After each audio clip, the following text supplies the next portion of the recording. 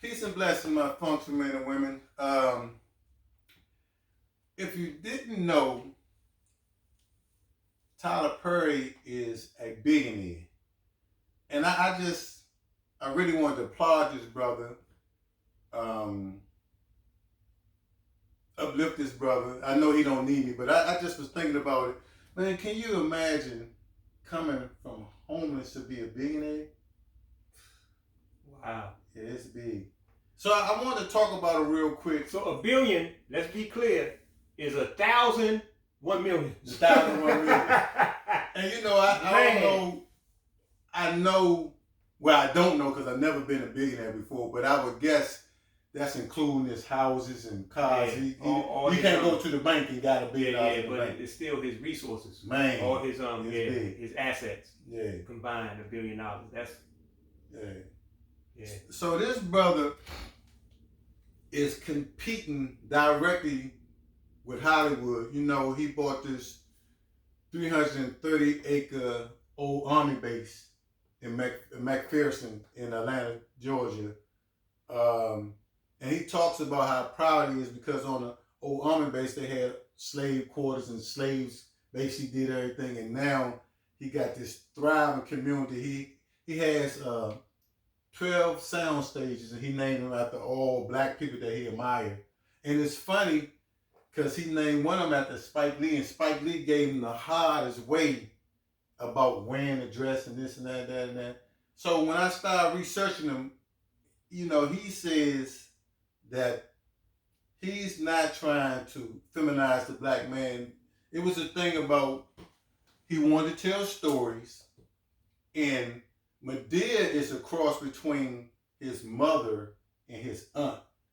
And he, in the beginning, you know, he tried to get other people to play the role, but nobody would play the, you know, could really grasp the role. Of course, because they probably ain't see it. Yeah, embody that role, yeah. And he said the difference between him and everybody else is he didn't have nobody coming to him saying, hey, you got to do this.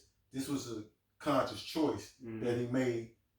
And man, so as I started looking into this brother, you know, I don't know why, but we got to do a better job with uplifting one another because, you know, one brother was saying that, you know, so Tyler Perry, he employs over 500 people, but he produces, right, and you know, as far as that. But a brother was knocking him for not adding, you know, more directors, producers, and writers, and this and that and that.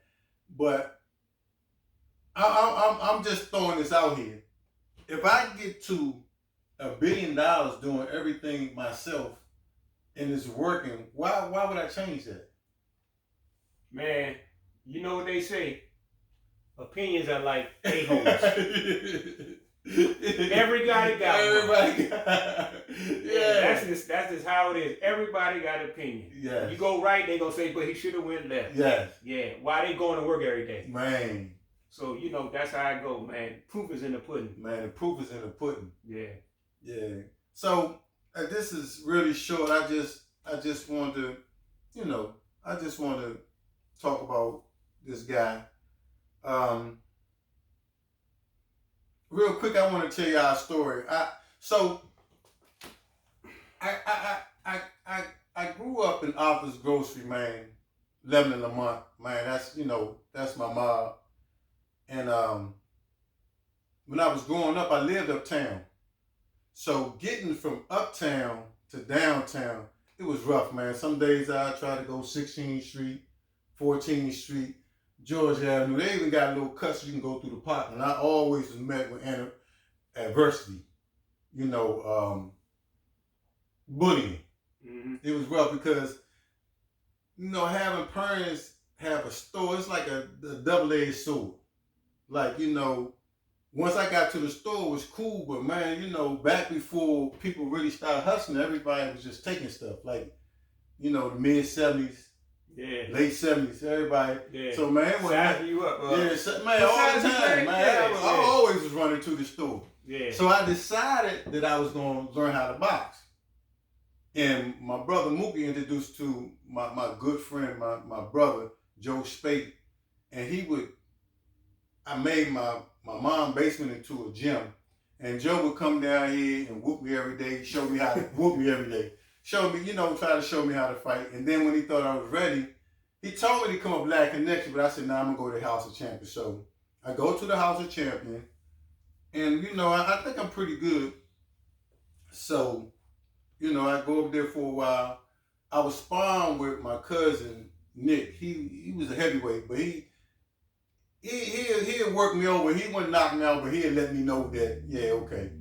So my first fight, I get my first fight, and it's at the Chapter 3. It's DC versus Baltimore, but it's all House of Champions fighters. And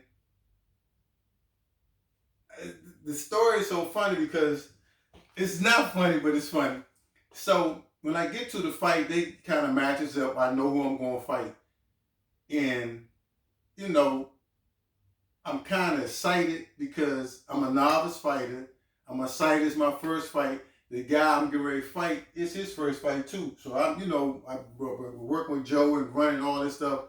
Now I know I'm excited. Ready.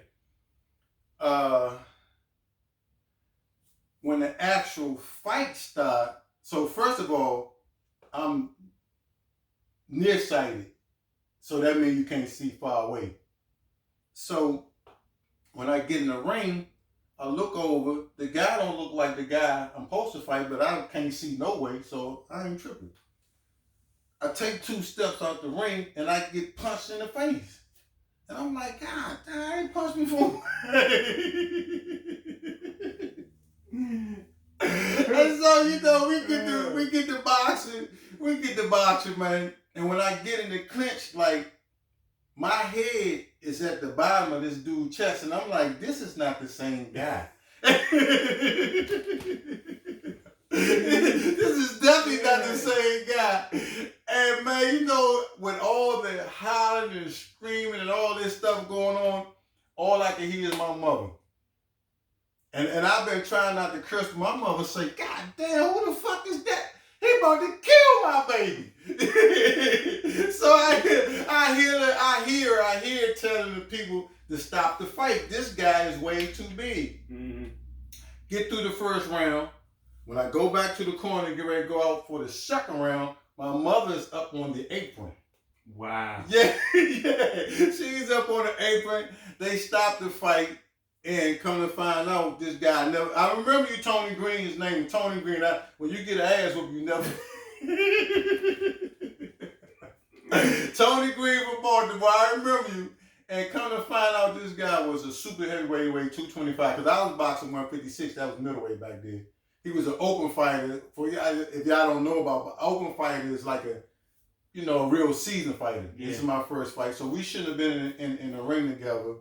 And I'm not making excuses, but But he was 225 pounds. And he had some fights. He didn't want to go to gloves and all that. And he came over to me. He was like, "Young, you did good." And I was like, "Man, you beat my ass." Everybody, like, man, you so lie. Man, if I would have knew he was that much, man, y'all call me what y'all want to call me. There's no way. Y'all can say what y'all want about me. I would have never fought that joker, man. If you was close-sighted, if I could see across that ring, ain't no way I'd have fought that joker, man. But man, that's just a little story from my life, man. Like, how many weights is that? Man, so you got 156, 160. Yeah. So back then, it wasn't too many weights. It was 156, 175. They had like a 200 and then 200 plus. So it's like 4 or 5 weight. Four weight classes. Yeah. Hey, but my mother's straight gangster, man. She got good stuff, man. Yeah. She jumped you up ain't there. gonna do that. Did she have a pistol with her? Nah, she didn't have a pistol with her. And she told me, man, you can't box no more. But I kept going to the game. Matter of fact, I really don't talk about boxing no more too much because I had more fights, but I never told nobody because I didn't know what was gonna happen.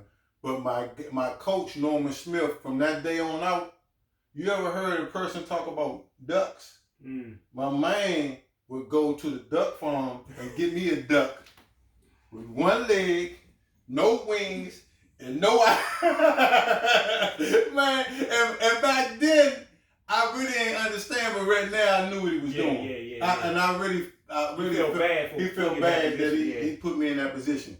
But he always made sure, man, if I didn't get no sweet opponent, he'd be like, nah, you know, and I'd be like, I want to fight. No, you're not. Yeah. I ain't dealing with your mom again. But like I said, I never told her, my brothers, and nothing. I just went to the fights and I kind of pretty much kept it to myself. Man, your mom know now.